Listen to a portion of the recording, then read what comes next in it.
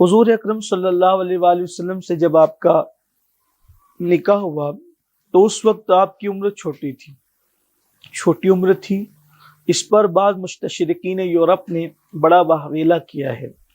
کہ اتنی چھوٹی عمر میں حضور اکرم صلی اللہ علیہ وآلہ وسلم سے ان کا نکاح کیوں ہوا۔ تو پہلی بات تو یہ ہے کہ ام المومنین اما عائشہ صدیقہ سے جس عمر میں حضور اکرم صلی اللہ علیہ وآلہ وسلم کا نکاح ہوا تو وہ اللہ کے حکم سے ہوا۔ پہلی بات تو یہ ہے، جیسا کہ بخاری شریف کی حدیث ہے کہ اللہ کے رسول صلی اللہ علیہ وآلہ وسلم نے خود ارشاد فرمایا کہ جب عائشہ سے نکاح کا وقت قریب آیا تو 3 رات مسلسل حضرت جبریل علیہ السلام ایک ریشمی کپڑے میں عائشہ کی تصویر لا کر کے مجھے بتاتے اور کہتے کہ یہ آپ کی بیوی ہے۔ تو حضور اکرم صلی اللہ علیہ وآلہ وسلم اس تصویر کو دیکھ کر کے فرماتے کہ اگر یہ اطلاع اللہ کی جانب سے ہے تو وہ خود ہی اسے پورا فرما دے گا، یعنی یہ اللہ کا حکم تھا۔ اور آج جیسا کہ پہلی نشست میں آپ سن چکے ہیں کہ حضور اکرم صلی اللہ علیہ وآلہ وسلم کا کوئی بھی عمل اللہ تبارک و تعالیٰ کی مرضی کے خلاف نہیں ہے، جیسا کہ آیہ کریمہ میں آپ نے سماعت کی۔ آیہ کریمہ کے تحت اللہ تعالیٰ ارشاد فرماتا ہے وَمَا يَنْطِقُ عَنِ الْهَوَىٰ إِنْ هُوَ إِلَّا وَحْيٌ يُوحَىٰ، کہ یہ پیارے حبیب، آیت کریمہ کا مفہوم ہے کہ پیارے حبیب اپنی مرضی سے کچھ نہیں کہتے، اپنی خواہش سے کچھ نہیں کہتے، بلکہ جو کچھ کہتے ہیں وہی الہی کہتے ہیں۔ تو جو اللہ کی مرضی کے مطابق گفتگو کرتا ہو اور اپنی خواہش، جو بولنے بھی اپنی خواہش پر عمل نہیں کرتے ہوں، تو ان کے کردار، اخلاق اور ان کی زندگی، جیسا کہ خود قرآن مقدس کی آیہ کریمہ میں آپ کے اخلاق کی تعریف کی گئی، اور کسی نے ام المومنین سے ہی پوچھا تھا کہ اللہ کے رسول علیہ السلام کا کردار اور اخلاق کیا ہے، تو آپ نے فرمایا کانا خلقہ القرآن، کہ ان کی پوری زندگی قرآن ہے۔ تو حضور اکرم صلی اللہ علیہ وآلہ وسلم نے جو ام المومنین حضرت عائشہ صدیقہ کے ساتھ نکاح کیا تھا چھوٹی عمر میں، اس کی پہلی وجہ تو یہ ہے کہ اللہ کا حکم تھا، اور اس کی اصل حکمتیں تو اللہ جانتا ہے اور اس کے بتائے سے اس کے رسول جانتے ہیں، لیکن ہمارے بزرگوں نے اور ائمہ نے، علماء نے، فقہاء اور سیرت نگاروں نے جو بیان کیا اس کی وجہ یہ ہے۔ دوسری وجہ یہ تھی کہ آقا کریم صلی اللہ علیہ وآلہ وسلم سے یہ علوم حاصل کریں۔ ظاہر سی بات ہے کہ علم حاصل کرنے کی بھی جو عمر ہوتی ہے، کہ جب انسان عمر کے کم حصے میں ہوتا ہے تو اس کا ذہن زیادہ چلتا ہے، پڑھائی لکھائی کے معاملے میں عمر بڑی ہو جاتی ہے تو پھر تعلیم کے معاملے میں وہ ذہانت رہتی ہے، لیکن وہ نہیں رہتی جو عام طور پر اس عمر میں رہتی ہے، جسے ہم ابتدائی جوانی کا نام دے سکتے ہیں۔ تو حضور اکرم صلی اللہ علیہ وآلہ وسلم کے نکاح میں ان کو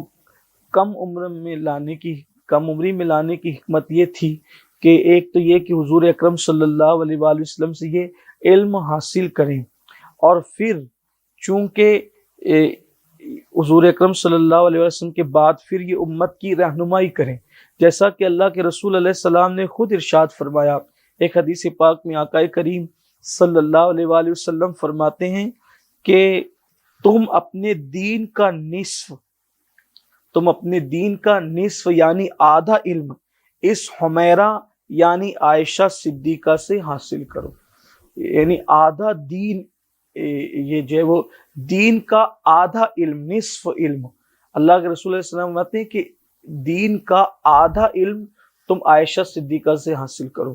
تو حضور علیہ السلام نے ان کو اتنا تیار کر دیا تھا علم کے معاملے میں۔ آگے ذکر آئے گا کہ حضرت سیدنا ابو موسیٰ اشعری رضی اللہ تعالیٰ عنہ فرماتے ہیں کہ کسی بھی حدیث کے معاملے میں صحابہ سے ہمارا اختلاف ہوا اور ہم اس معاملے کو لے کر ام المومنین کی بارگاہ میں حاضر ہوئے تو ہم یہ دیکھ کر حیران ہوئے کہ اس حدیث کے بارے میں حضرت عائشہ صدیقہ کو علم پہلے سے موجود تھا اور انہوں نے ہمارا مسئلہ حل کیا۔ سینکڑوں صحابہ پردے کے پیچھے سے آپ سے علم حاصل کرتے تھے، سینکڑوں صحابہ آپ کے شاگرد ہیں، ہزاروں تابعین آپ کے شاگرد ہیں، اور امہات المومنین میں ہی نہیں بلکہ خواتین میں سب سے زیادہ احادیث اگر کسی نے روایت کی ہے تو وہ ام المومنین حضرت سیدہ عائشہ صدیقہ رضی اللہ تعالیٰ عنہ کی ذات ہے۔ تو چونکہ ایک ایسی خاتون کی ضرورت تھی، جیسا کہ پچھلے جو نشست ہماری گزر گئی اس پچھلی نشستوں میں آپ نے سنا کہ ازواج مطہرات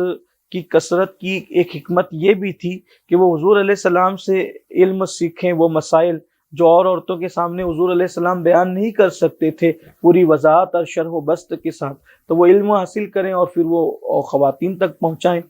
تو آقا کریم صلی اللہ علیہ وآلہ وسلم سے ام المومنین نے وہ علوم حاصل کیے، اور بھی ازواج مطہرات نے حاصل کیے، لیکن جو ذہانت ام المومنین حضرت عائشہ صدیقہ کے پاس تھی ابتدائی جوانی کی وجہ سے، وہ ذہانت اور جگہ بھی تھی لیکن اتنی ذہانت نہیں تھی جو ذہانت اللہ تبارک و تعالیٰ نے ام المومنین حضرت عائشہ صدیقہ رضی اللہ تعالیٰ عنہ کو عطا فرمائی تھی۔ آگے انشاءاللہ درس میں اگر جو ہے وہ ہم آپ کو بتائیں گے کہ ام المومنین کی علمی قابلیت اور ان کی علمی صلاحیت اور امت کی رہنمائی انہوں نے کس شان سے کی ہے، اور تو آپ کو خود ہی پتہ چلے گا۔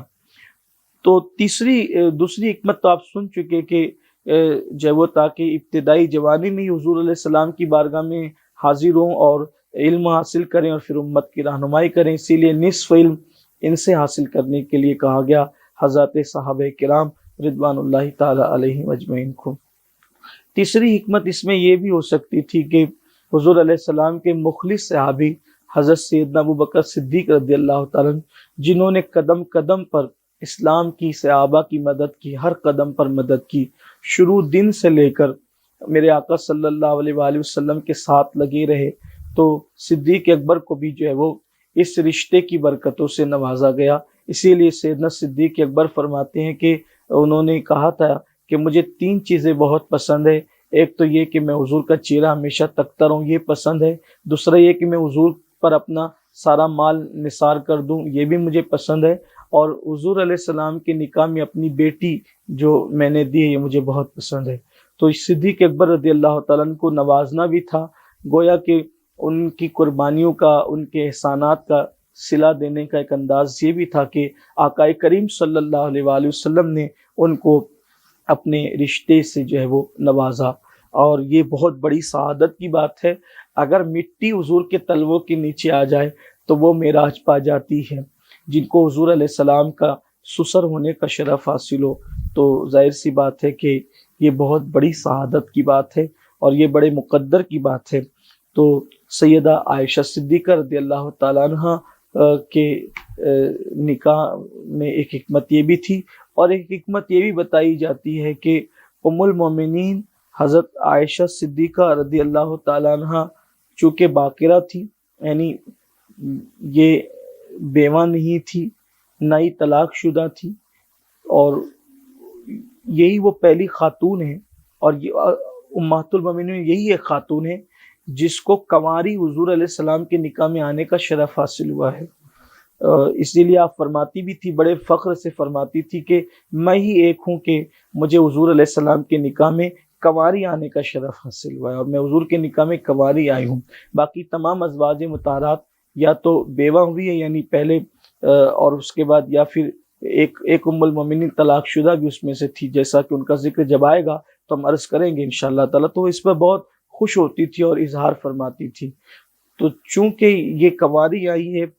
مگر اللہ تبارک و تعالیٰ نے پھر کسی بھی ام المومنین کو اولاد نہیں دی۔ ظاہر سی بات ہے کہ ازواج مطہرات سے نکاح کی حکمت تو یہی تھی کہ وہ حضور سے دین سیکھیں اور دین سیکھنے کے بعد اس کو پھیلائیں۔ تو چونکہ اگر ان کو اولاد دی جاتی تو پھر یہ اولاد کی پرورش اور تربیت میں مصروف ہو جاتی، اور جو مقصد کے لیے ان کو آقا کریم صلی اللہ علیہ وآلہ وسلم کے نکاح میں لایا گیا تھا وہ مقصد فوت ہو سکتا تھا۔ کیونکہ آپ جانتے ہیں، سننے والے ہمارے سامعین اور ناظرین جانتے ہیں کہ جب کوئی خاتون کو بچہ ہو جاتا ہے تو اس کی پوری توجہ اس کی طرف مبذول ہو جاتی ہے اور طرف سے ہٹ جاتی ہے۔ رہی بات امہات المومنین کا حضور کے نکاح میں آنے کے بعد ان کی اولاد نہ ہونا، یہ قطعاً عیب کی بات نہیں ہے، کیونکہ ان کو تو لایا ہی گیا تھا اس لیے کہ وہ حضور سے علم سیکھیں اور حضور کی ازدواجی زندگی اور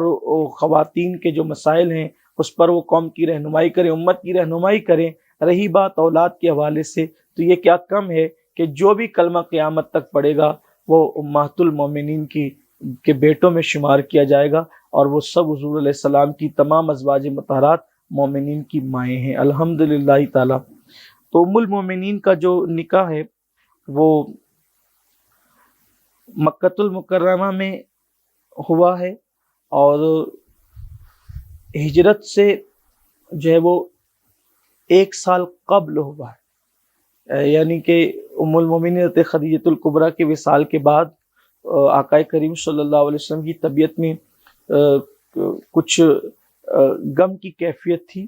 تو آقا علیہ السلام کو مشورہ دیا گیا کہ یا رسول اللہ آپ نکاح فرما لیں، اور پھر اس کے بعد حضور علیہ السلام نے جب وہ ام المومنین حضرت عائشہ صدیقہ رضی اللہ تعالیٰ عنہ سے نکاح کیا، اور بھی نکاح ہوئے، اس کی تفصیل انشاءاللہ آگے آ رہی ہے۔ اور پھر چونکہ وہ مکۃ المکرمہ میں آقا کریم صلی اللہ علیہ وآلہ وسلم نے ان سے نکاح فرمایا، لیکن وہ پھر حضور کے حرم میں نہیں آئی، مکہ شریف میں ہجرت کے بعد وہ آقا کریم صلی اللہ علیہ وسلم کے حرم میں آئی۔ اس وقت تو شوال المکرم کا مہینہ تھا اور پہلی ہجری تھی، اور مدینہ منورہ میں ان کو آقا کریم صلی اللہ علیہ وآلہ وسلم کے حرم پاک میں، حرم محترم میں آنے کا شرف حاصل ہوا۔ یہ وہ خاتون ہیں کہ جو پیدا ہی اسلام میں ہوئی ہے، یعنی کہ ان کے والد بھی مسلمان تھے اور ان کی والدہ بھی مسلمان تھی، اور یہ مسلمان ماں اور مسلمان باپ دونوں کے ذریعے سے، یعنی حالانکہ جو اور بھی ازواج مطہرات ہیں وہ بعد میں اسلام لائیں،